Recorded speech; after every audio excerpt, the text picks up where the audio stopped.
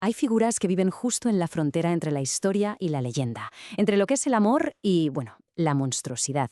Y una de las más alucinantes es sin duda Melusina, el hada que construía castillos, pero que escondía un secreto terrible.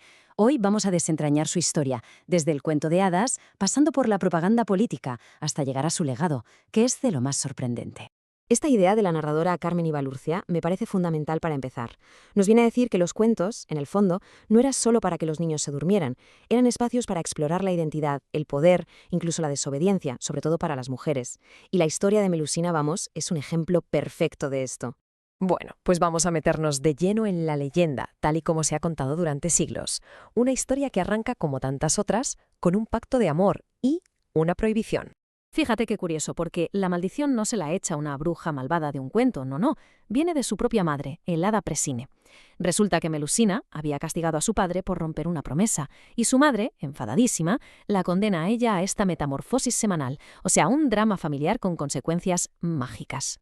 Y entonces, en un bosque, Melusina se encuentra con Raimondín, un noble que no tenía dónde caerse muerto, y le ofrece el pack completo: poder, riqueza, un linaje. El precio parece poca cosa, ¿no? Respetar su intimidad un único día a la semana. Pues este es el pacto que va a sellar sus destinos y que es en realidad el corazón de toda la tragedia.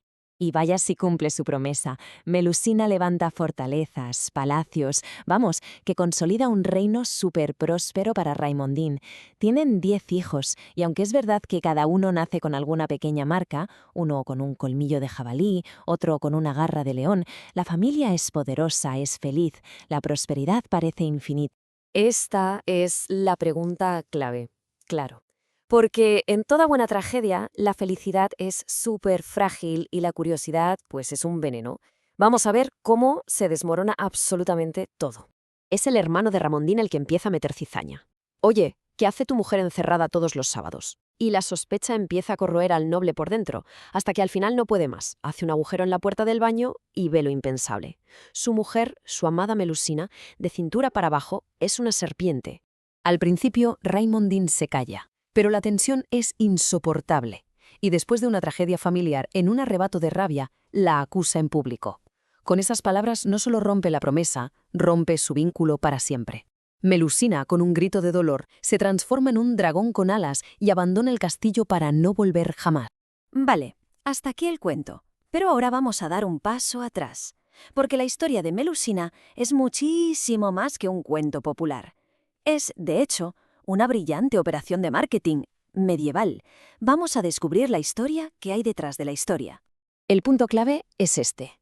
Los Lusignan fueron una familia noble de verdad y muy poderosa. Se hicieron un nombre en las cruzadas, llegando a gobernar reinos.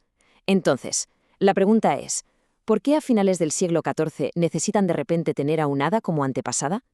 Pues la respuesta está en quien encargó la historia. Y aquí entra en juego un concepto que es fundamental, el de mito fundacional. Se trata de crear una narrativa que le dé a tu familia un origen extraordinario, casi divino. No es solo contar una historia, es una declaración de poder. Es como decir, oye, que nuestro derecho a gobernar no es solo terrenal, es ancestral, es mágico. Y esta tabla lo deja clarísimo. Jean d'Arras escribió la novela para su jefe, el duque de Berry, que acababa de conquistar las tierras de los Lusignan. Al encargar esta historia, el duque no solo se apoderaba del territorio, se apoderaba también de su leyenda. Se estaba colando en un linaje que descendía de un ser mágico, dándole así una legitimidad casi divina a lo que, en realidad, había sido una conquista militar pura y dura. Muy bien, ya hemos visto la leyenda y su uso político. Vamos ahora a analizar qué representa Melusina como símbolo, porque esta figura tiene una cantidad de significados increíble. Los estudiosos del tema suelen clasificar los cuentos de hadas en dos grandes tipos. En uno, un humano viaja al reino de las hadas. Pero el de Melusina es al revés. Es un ser sobrenatural que elige vivir en el mundo de los mortales, con la esperanza de conseguir, quizá, la mortalidad. Esto le da la vuelta a todo y pone el foco en la integración y en el tabú. Es que Melusina lo encarna todo. Encarna la dualidad.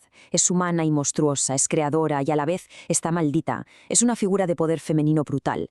La matriarca que funda un linaje y construye un reino entero. Pero claro, también es un ser híbrido que representa el miedo a lo desconocido, a lo que no podemos controlar. Su historia, en el fondo, va sobre la transgresión y sus consecuencias. Esta cita de la académica Sylvia Hood es buenísima, porque da totalmente en el clavo. La tragedia de Melusina no explota solo cuando Raimondín la ve, sino cuando la nombra, cuando la define con sus palabras, serpiente maldita. Al final, su identidad queda destrozada por la percepción y el juicio de otro. Y esto nos lleva a la parte final, y para mí la más fascinante. Porque la historia de Melusina no se quedó en la Edad Media, ni mucho menos. Su legado es súper resistente y ha llegado hasta hoy de formas que de verdad no nos esperamos. A ver, paremos un segundo a pensar en esto. Más de 800 años. Es una barbaridad. Poquísimos personajes de ficción tienen esa capacidad de permanencia. Desde los cuentos que se contaban de viva voz hasta los manuscritos y la cultura popular, Melusina ha seguido fascinando a una generación tras otra. Con el paso de los siglos, su imagen se fue estilizando. Aunque la leyenda original es una mujer serpiente, muchas veces se la ha representado como una especie de sirena de dos colas. Y ha sido precisamente esta forma la que le ha garantizado su inmortalidad visual. Y aquí está la revelación. Ese símbolo medieval, esa hada con una doble naturaleza, está oculta a plena vista en uno de los logos más reconocibles del planeta, una antigua matriarca fundacional que hoy nos vende café. La conexión entre el mito y el mercado global es sencillamente asombrosa. Así que la próxima vez que veamos ese logo, quizás recordemos la trágica historia de Melusina, la constructora, la madre, el hada maldita. Y esto nos deja con una pregunta en el aire. ¿Cuántas otras leyendas, cuántas otras historias ancestrales nos rodean cada día sin que ni siquiera nos demos cuenta?